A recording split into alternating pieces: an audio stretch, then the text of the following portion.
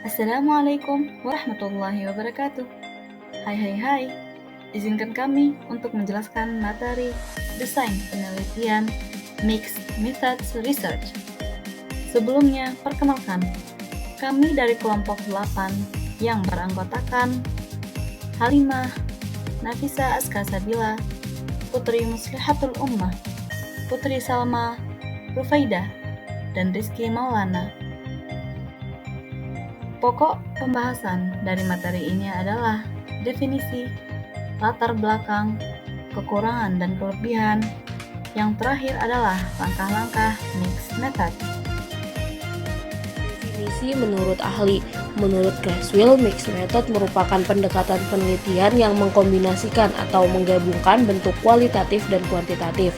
Sedangkan Jansen dan Christensen berpendapat bahwa mixed method merupakan pengkombinasian atau penggabungan antara metode penelitian kualitatif dan kuantitatif yang mencakup landasan filosofi.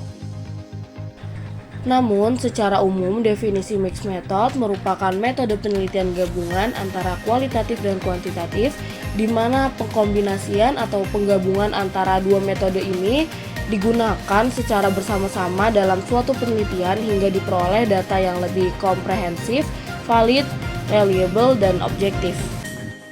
Selanjutnya, latar belakang mixed method. Menurut Samsu PhD mengutip pendapat Tasakori dan Tedley bahwa sejarah mixed method dikembangkan pada masa Campbell dan Fiske 1959 hingga masa Jansen dan Onmik-Buze 2004 yang berusaha memposisikan penelitian mixed method sebagai pelengkap bagi penelitian tradisional sebelumnya, yaitu kualitatif dan kuantitatif yang berlangsung selama berabad-abad, tidak bisa dilakukan satu sama lain. Lahirnya mixed method juga dijadikan alasan bahwa kombinasi antara pendekatan kuantitatif dan kualitatif akan menghasilkan pemahaman yang lebih baik terhadap masalah penelitian dibandingkan bila hanya menggunakan salah satu pendekatan saja. Tujuan mixed method. Yang pertama, ada komplementaritas yang bertujuan untuk mencari elaborasi, peningkatan, ilustrasi, klarifikasi hasil dari satu metode dengan hasil dari metode lainnya. Yang kedua, ada pengembangan. Pengembangan ini bertujuan untuk berusaha menggunakan hasil dari satu metode untuk membantu mengembangkan atau menginformasikan metode lain. Lalu yang ketiga, ada inisiasi. Adalah metode campuran penelitian yang bertentangan dengan temuan penelitian sebelumnya, sehingga perlu dilakukan penelitian baru untuk mengklarifikasi kontradiksi. Yang keempat, ada ekspansi. Ekspansi ini bertujuan untuk berusaha memperluas dan jangkauan penyelidikan dengan menggunakan metode yang berbeda untuk komponen penyelidikan yang berbeda. Lalu yang terakhir, yang kelima, ada triangulasi yang bertujuan untuk mencari konvergensi, pembuktian, korespondensi hasil dari metode yang berbeda. Kelebihan dan kekurangan mixed method. Kelebihan yang pertama ada komplementaritas. Komplementaritas adalah menggabungkan kekuatan dari berbagai metode penelitian sehingga menghasilkan gambaran yang lebih lengkap dan komprehensif tentang fenomena yang teliti. Yang kedua ada validitas. Merupakan metode peneliti dapat meningkatkan validitas temuan penelitinya. Hal ini karena temuan dari satu metode dapat diverifikasi dan diperkuat oleh temuan dari metode lain. Yang ketiga ada kendala dan pemahaman yang mendalam. Mixed methods ini memungkinkan peneliti untuk triangulasi data sehingga meningkatkan keandalan temuan penelitian. Selain itu, mixed methods juga memungkinkan penelitian untuk mendapatkan pemahaman yang lebih mendalam tentang fenomena yang diteliti dengan melihatnya dari berbagai sudut pandang. Lalu kekurangan.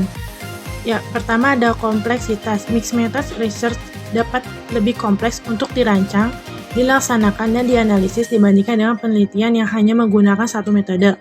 Lalu yang kedua ada waktu dan biaya. Mixed method research umumnya membutuhkan waktu dan biaya yang lebih besar dibandingkan dengan penelitian yang hanya menggunakan satu metode. Lalu yang terakhir, yang ketiga, keterampilan peneliti. Mixed method research membutuhkan peneliti yang memiliki keterampilan dan pengetahuan yang memadai tentang berbagai metode penelitian. Baik, selanjutnya saya akan menjelaskan tentang bagaimana langkah-langkah mixed method. Mixed method ini terbagi menjadi 4 langkah. Yang pertama, ada langkah penelitian campuran model sequential explanatory. Yang kedua, model sequential exploratory, yang ketiga, model concurrent triangulation, dan yang keempat, model concurrent embedded. Untuk langkah penelitian yang pertama, ada model sequential explanatory atau design explanatory. Explanatory design ini melakukan penelitian secara bertahap. Pada desain explanatory ini, yang pertama kali dilakukan adalah penelitian kuantitatif. Penelitian kuantitatif dilakukan pada kesempatan pertama. Ada proses pengumpulan data, ada proses analisis data, dan juga menghasilkan hasil penelitiannya.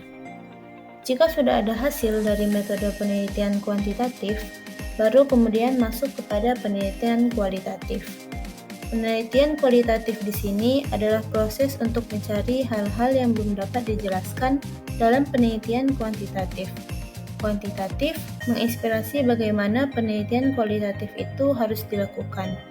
Proses untuk mencari informasi, kemudian fokus-fokus penelitian yang akan dilakukan, itu sangat tergantung dari proses dan hasil dari penelitian kuantitatif.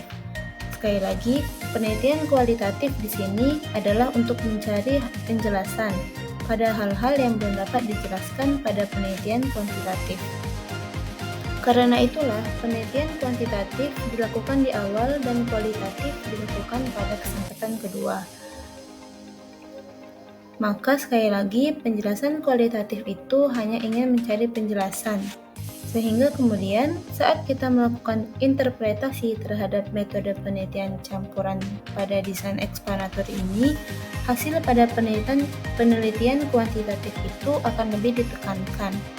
Karena metode penelitian kualitatif di sini hanya memberi penjelasan pada penelitian kuantitatif yang dilakukan sebelumnya.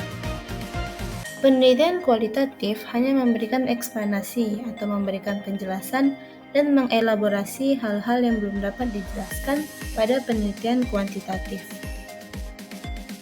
Baik, di sini saya akan menjelaskan mengenai model penelitian exploratory design, di mana model penelitian ini menggabungkan dua metode, yaitu metode kualitatif dan kuantitatif secara berurutan dengan tujuan untuk mengeksplorasi fenomena yang kompleks.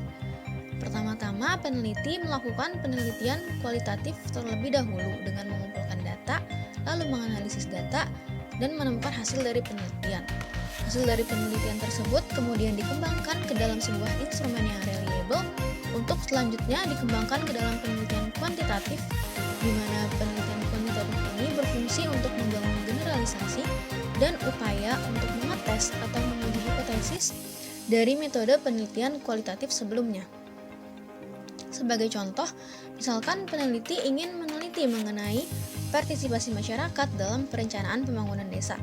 Pertama-tama, dilakukan penelitian kualitatif terlebih dahulu mengenai bentuk-bentuk partisipasi masyarakat dalam perencanaan pembangunan desa.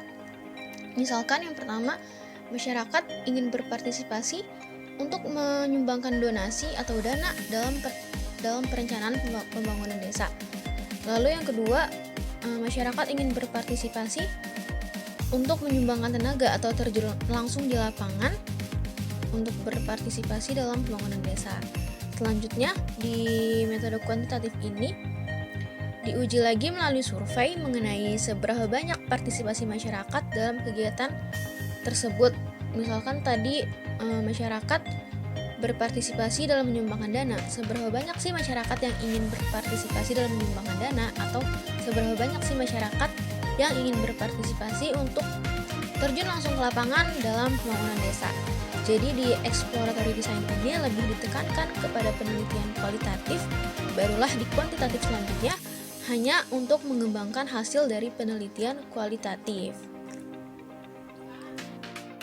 Selanjutnya, adapun model concurrent triangulation. Metode penelitian ini dimulai dengan mencari rumusan masalah dari kuantitatif dan kualitatif yang sejenis. Selanjutnya, peneliti membuat hipotesis dari masing-masing metode, yaitu menjadi human instrument kualitatif dan membuat kajian teori kuantitatif. Lalu kedua data tersebut dianalisis dengan statistik. Kedua hasil itu dianalisis kembali menggunakan meta-analisis sehingga dapat diketahui Apakah kedua data saling memperkuat maupun memperlemah atau bisa jadi bertentangan? Selanjutnya ada model concurrent embedded. Metode penelitian ini menggunakan dua metode, yaitu kualitatif primer dan kuantitatif primer. Pertama, kuantitatif primer. Langkah-langkahnya yakni menemukan rumusan masalah. Penelitian berangkat dari masalah atau potensi, oleh karena itu harus dicari rumusan masalah tersebut. Selanjutnya ada membuat rumusan masalah berupa pertanyaan penelitian. Setelah masalah yang melatar belakangnya dikemukakan dengan fakta, selanjutnya dibuat rumusan masalah yang membentuk pertanyaan penelitian. Rumusan masalah juga bisa berbentuk rumusan deskriptif, komparatif, asosiatif, dan komparatif asosiatif. Selanjutnya memilih teori. Setelah masalah dirumuskan, maka peneliti memilih teori yang dapat digunakan untuk memperjelas masalah, merumuskan hipotesis, dan menyusun instrumen penelitian. Selanjutnya ada menguji validitas dan reliabilitas instrumen. Setelah instrumen terbukti valid dan reliable, selanjutnya digunakan untuk mengumpulkan data guna menjawab rumusan masalah kuantitatif dan menguji hipotesis yang telah dirumuskan. Selanjutnya ada mengumpulkan data. Pengumpulan data kuantitatif dilakukan dengan pengumpulan data kualitatif. Pengumpulan data kuantitatif dilakukan dengan menggunakan instrumen, dan pengumpulan data kualitatif dengan observasi dan wawancara. Data kuantitatif diperoleh berdasarkan sampel penelitian yang diambil secara random, dan pengumpulan data kualitatif dikumpulkan dengan sampel purposive dan snowball. Data kuantitatif yang telah terkumpul dianalisis dengan statistik, dan data kualitatif dianalisis secara kualitatif. Selanjutnya ada menganalisis data. Dianalisis data itu adalah untuk digabungkan dan dibandingkan sehingga dapat ditemukan data kualitatif mana yang memperkuat, memperluas, dan menggugurkan data kuantitatif. Lanjut ke membuat laporan penelitian. Langkah terakhir dari proses penelitian ini adalah membuat laporan penelitian yang bagian akhirnya ada kesimpulan dan saran. Apabila kesimpulan memberikan informasi yang baik, maka tidak perlu diberikan saran, sehingga jumlah saran tidak harus sama dengan jumlah kesimpulan. Selanjutnya ada kualitatif primer. Kualitatif primer ini yang pertama itu atau langkah-langkahnya. Pertama ada mencari objek penelitian. Seperti telah banyak dikemukakan bahwa metode penelitian kualitatif digunakan bisa berangkat dari potensi, keingin tahuan di satu objek, dan bisa dari masalah yang bersifat sementara. Yang kedua ada survei lapangan. Masalah tersebut akan berkembang setelah peneliti memasuki lapangan.